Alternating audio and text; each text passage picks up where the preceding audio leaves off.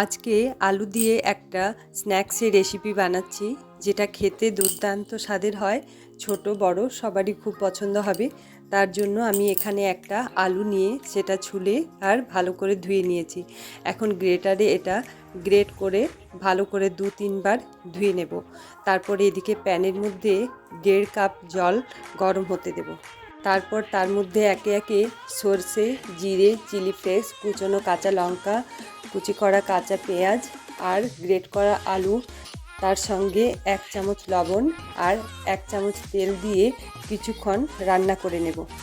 আলুগুলো একটু সেদ্ধ হয়ে এলে তার মধ্যে 1 কাপ সুজি দিয়ে ভালো করে সব কিছু একসঙ্গে মিশিয়ে নেব। তারপর তার মধ্যে 1 চামচ রোস্টেড তিল আর কিছু কুচনো ধনেপাতা দিয়ে আবারও ভালো করে মিশিয়ে আর মিশ্রণটা নামিয়ে নেব।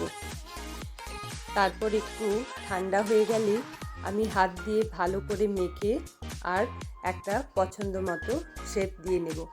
এই যে যেমন এরকমভাবে একটা শেপ দিয়ে আমি ছুরিতে করে এটা পিস পিস করে কেটে নেব। কড়াইয়ে তেল গরম করে আমি খুব হালকা হাতে কম আঁচে এগুলো উল্টে পাল্টে গোল্ডেন ব্রাউন করে ভেজে নেব। এগুলো খুব হালকা হাতে ভাজতে হবে, না হলে ভেঙে যেতে পারে। এই রকমভাবে গোল্ডেন ব্রাউন হলেই আমি একটা একটা করে উঠিয়ে নেব।